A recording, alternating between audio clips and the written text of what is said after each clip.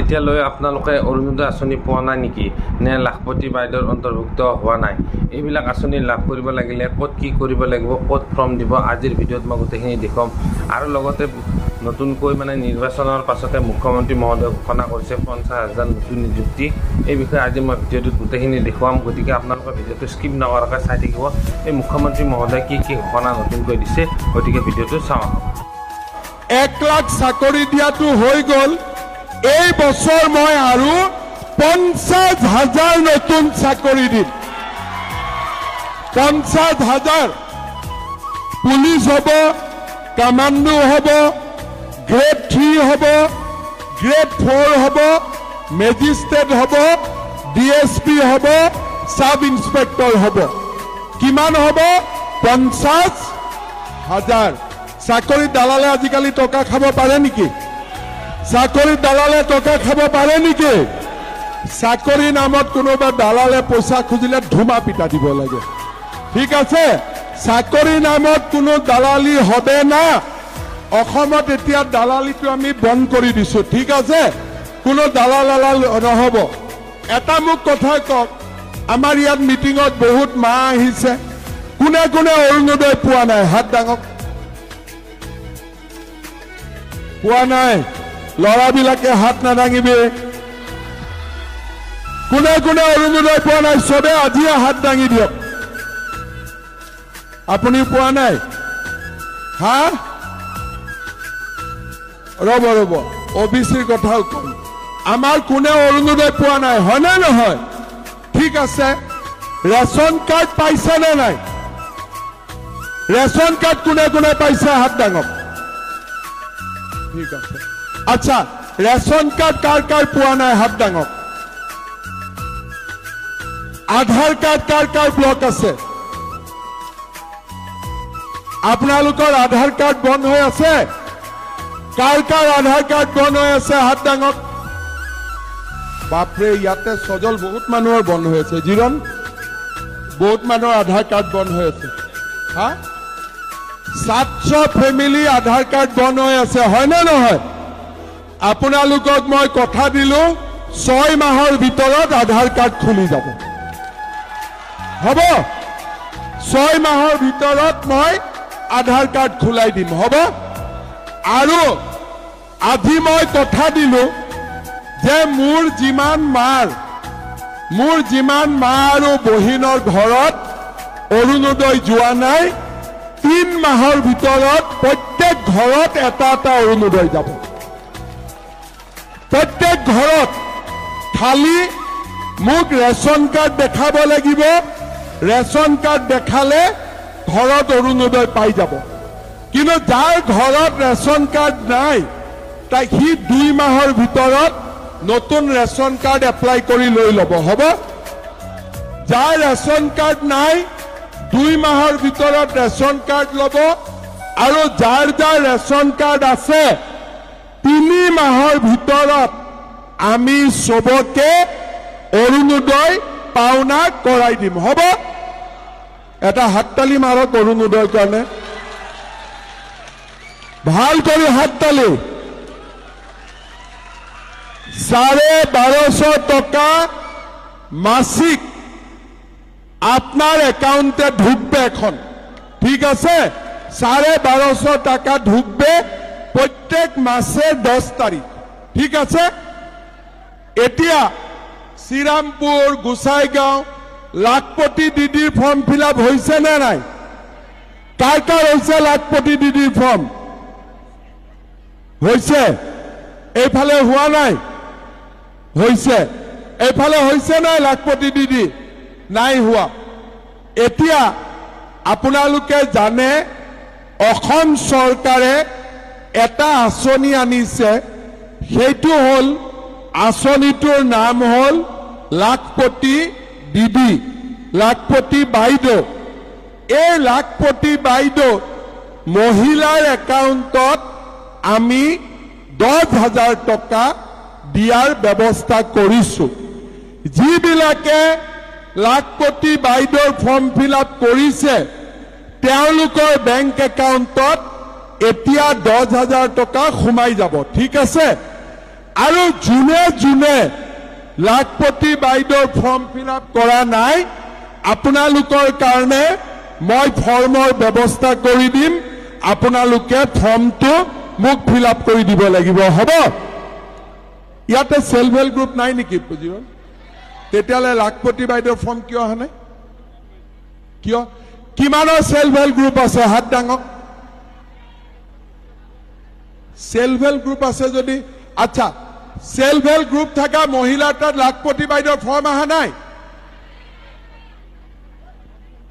কাৰ কাৰ অহা নাই আচ্ছা মোক এক মিনিট মই এটা ইনকুৱাৰী কৰো যাৰ সেলফ হেল্প গ্ৰুপ আছে কিন্তু লাখপতি বাইদেউৰ ফৰ্ম পোৱা নাই আপোনালোকে হাত ডাঙকচোন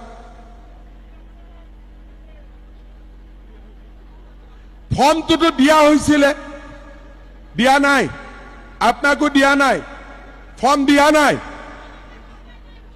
ঘৰৰ কথা কম মই আচ্ছা কোনে কোনে ফৰ্ম পাইছে হাত ডাঙক এইটোতো ফৰ্মটো পাইছেতো আপোনালোকে হয় না নহয় ফৰ্মটো ফিল আপ কৰি দিছে দিছে আচ্ছা পইচাটো পোৱা নাই হেতু কৈ আছে ফৰ্মটো পাইছে নে নাই ফৰ্মটো কোনে কোনে পাইছে একবাৰ হাত ডাঙক ঠিক আছে এতিয়া যোনে যোনে ফৰ্ম পাইছে ফৰ্ম ফিল আপ কৰিছে তেওঁলোকৰ বেংক একাউণ্টত পুটুং কৰি 10,000 টকা জমা হৈ যাব ঠিক আছে এতিয়া এই 10,000 টকাটো গিৰিয়েকক কোনে কোনে দি দিব কোনে কোনে গিৰিয়েকক দিব নিদিয়ে কোনে কোনে দিব গিৰিয়েকক গিৰিয়েকক নিদিলে গিৰিয়েকে যদি বিজেপিত ভোট নিদিয়ে কি হ'ব দিবনে নাই গিৰিয়েকে বিজেপিত ভোট দিব ঘৰত কথা স্বামীক দি দিব নেকি পইচাটো নিদিব কিন্তু স্বামীয়ে বিজেপিক ভোট দিব নে নিদিব ঘৰত কথা হৈছে আচ্ছা মই এটা বুদ্ধি শিকাও মামা জিন্দাবাদ যিদিনাখন পইচাটো আহিব তাৰ 7 দিন আগত মই আপোনালোকক খবৰ দি দিম যে অমুক তাৰিখে বেংকৰ একাউণ্টত টকাটো আহিব 7 দিন আগৰ পৰা স্বামীৰ লগত ঝগড়া নকৰিব ঠিক আছে কোনো ঝগড়া নকৰিব আৰু 7 দিন আগৰ পৰা স্বামীক গৰম ভাত খুৱাব ঠাণ্ডা ভাত নোখুৱাব এতিয়া মই কিয় কৈছো যে স্বামীক পইচাটো দিব নালাগে কিয় এই 10,000 টকা আমি যদি ভাল কৰি ব্যৱহাৰ কৰো স্বামী দোকান আছে দোকানত লগাই দিলো খেতিত লগাই দিলো সৰু আমি ব্যৱসায় আৰম্ভ কৰিলো মৌমাখি গাহৰি মুৰ্গী ছাগলী একো নহলেও ঘৰত যদি আমি 50 ডাল সেগুন গছ ৰু 50 ডাল যদি আমি বগা চন্দন লগাই দিও এই 10,000 টকাটো যোনে ভাল কৰি ব্যৱহাৰ কৰিব তাক চৰকাৰে পিছত আকৌ 25,000 টকা তাৰ বেংক একাউণ্টত দিব প্ৰথম ইনষ্টলমেন্ট হল 10,000 সেকেন্ড ইনষ্টলমেন্ট হল 25,000 হ'ব বুজিলে কোনে কোনে ঘৰ পোৱা নাই হাত ডাঙক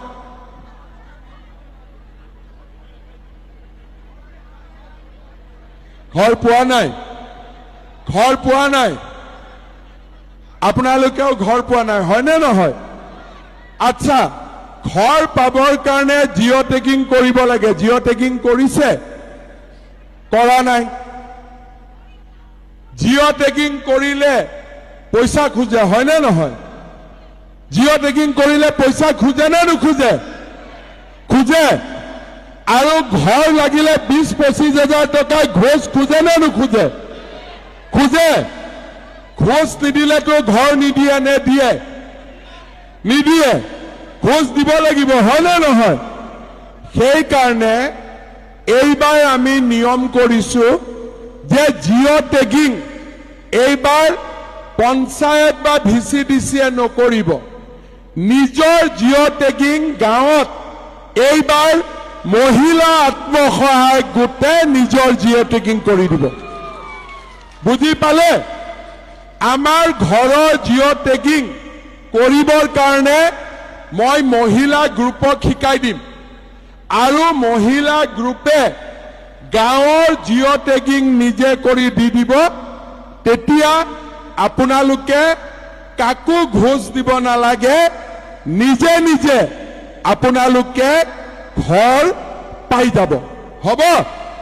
গতিকে আপোনালোকক মই ট্ৰেইনিং দিম জিঅ' টেগিং কেনেকে কৰি দিব লাগে।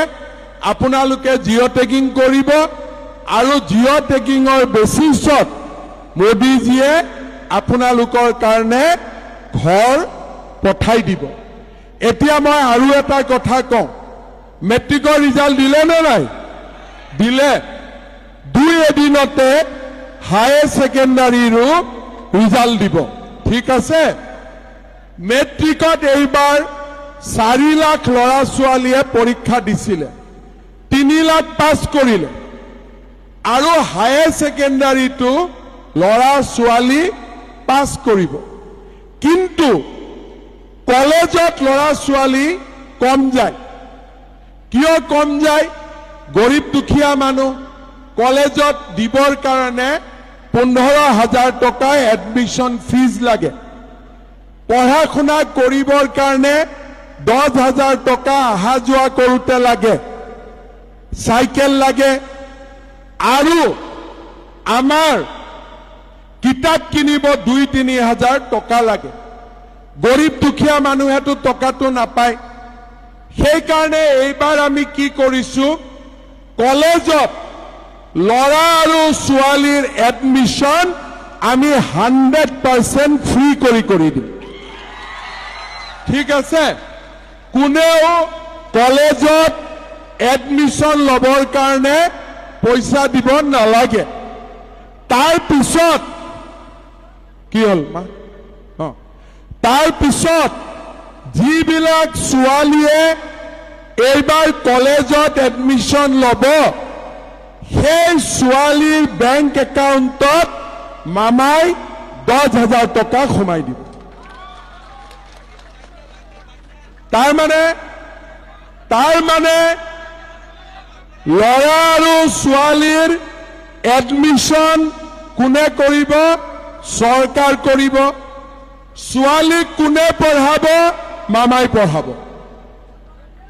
পুৰা ছোৱালীক হায়াৰ ছেকেণ্ডাৰীত দিম 10,000, ডিগ্ৰীত দিম 12,500 আৰু ইউনিভাৰ্চিটিত এডমিশ্যন ল'লে পাব 25,000। ঠিক আছে? এতিয়া মই আমাৰ ভাইকনাবিলাকৰ কাৰণে এটা স্কিম কম। ঠিক আছে? হ'ব? সব ল'ৰাইতো চাকৰি নাপায়, হয় নে নহয়? বহুত ল'ৰাই এপ্লাই কৰিব, কিন্তু সবেইতো চাকৰি নাপায়। যিবিলাক ল'ৰা ছোৱালীয়ে চাকৰি নাপায় তেওঁলোকৰ কাৰণে অসম গভৰ্ণমেণ্টে এটা নতুন স্কিম আনিছে, আত্মনিৰ্ভৰ অসম। এইটোত এপ্লিকেশ্যন কৰিব, কোনো পইচা দিব নালাগে, কোনো ইয়াৰ কোৱালিফিকেশ্যন নাই। ঠিক আছে? সবে এপ্লিকেশ্যন কৰিব পাৰে। খালি এপ্লিকেশ্যনত লিখিব লাগে যে মই কি ব্যৱসায় কৰিম। কোনো মৰ্টগেজ নালাগে, একো নালাগে। অসম চৰকাৰে ব্যৱসায় কৰিবৰ কাৰণে 2 লাখকৈ টকা দিব। 2 লাখকৈ টকা দিব।